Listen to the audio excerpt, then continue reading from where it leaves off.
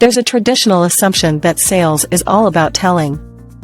Inquiry as a framework for sales leadership starts by challenging that assumption. If you look at the best research on effective communication, listening is the most effective way to influence people.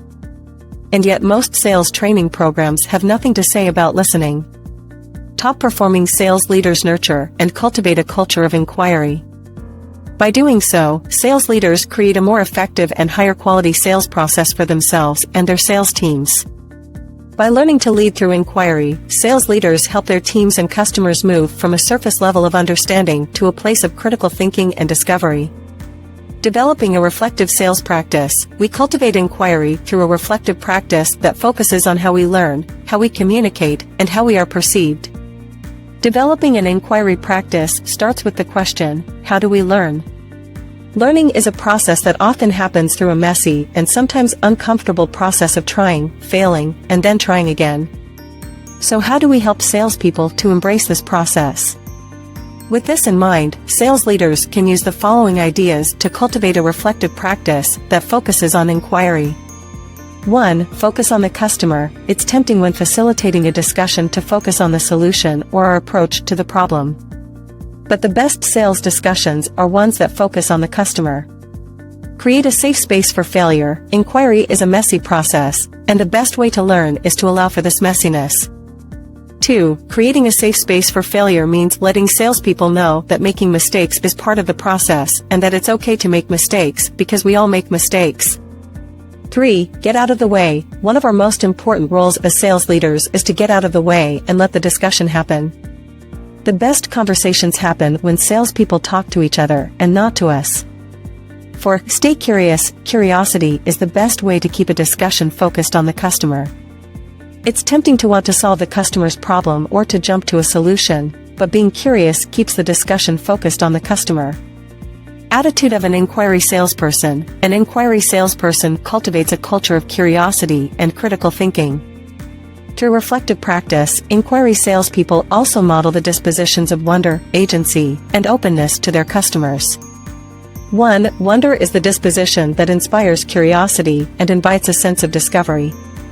Inquiry sales leaders help cultivate a sense of wonder by creating a safe space for questions, making time for reflection, and prioritizing customer understanding. An inquiry salesperson models the disposition of wonder by asking questions that spark curiosity. 2. Agency is the disposition that gives people the power and confidence to act. Inquiry sales leaders help cultivate a sense of agency by helping salespeople identify and develop their authentic voice. An inquiry salesperson models agency disposition by expressing their needs and desires for conversation. 3. Openness is the disposition that invites curiosity and critical thinking. Inquiry sales leaders help cultivate a sense of openness by modeling curiosity in how they lead discussions, reflect on the process, and ask questions. An inquiry salesperson models the disposition of openness by staying open to new ideas and thoughts. Making the sales inquiry process visible. The best sales discussions don't just spark a discovery for the customer, but also for the salesperson. So how do sales leaders make the learning visible? 1. Create a culture of inquiry. When sales leaders create a culture of inquiry, it helps set the tone for the sales process. When information is shared and explored, the sales team has a better chance of uncovering insights. 2. Cultivate a space for reflection. It's tempting to jump right into a discussion with a customer. But the best conversations are the ones that have time to breathe and be explored over time. So create a space where salespeople can reflect on the sales process and discuss how they approach each sales scenario.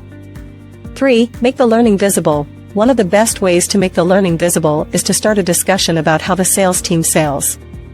What is the sales process like? What were the best questions asked? What worked? The flow. One of the most significant benefits of leading with a lens of inquiry is its flow effect on the sales process. Sales is a process that often starts with a customer being stuck or struggling with a decision. If a salesperson is too quick to jump in with a solution, the customer may shut down their thinking and the sales conversation. But if the salesperson starts the discussion with a question designed to spark curiosity, the customer is likelier to open up and share their challenges and thoughts. And if the salesperson keeps their questions open-ended, the customer is expected to move to a place of critical thinking and discover their solution. The Sales Inquiry Design Model. The Sales Inquiry Design Model is a framework that helps sales leaders design a better sales process. Conversation is the foundation of every sales process and how we choose to enter a customer's world. It is important to choose the right approach to maximize your chances of success by asking the right questions. There are 3 parts to the sales inquiry process. 1. Curiosity. How do customers make decisions? What are their challenges or pain points? What do they want to accomplish? By starting a conversation with curiosity, you allow the customer to share where they are at in the decision-making process. 2. Open-ended questions. What are the customer's needs and goals? What are their priorities? What would make their lives easier? Open-ended questions help uncover the customer's needs and objectives and help to remove any assumptions you might have about what the customer is looking for. 3. Critical thinking. What would the ideal outcome look like for this customer? What solution would solve their challenges? What would be the best outcome for this customer? Critical thinking helps you go beyond asking questions and dig deeper by asking yourself what the answers mean. Concluding with a call to action, inquiry is a process that doesn't happen in a single sales meeting. It is a way of thinking and being.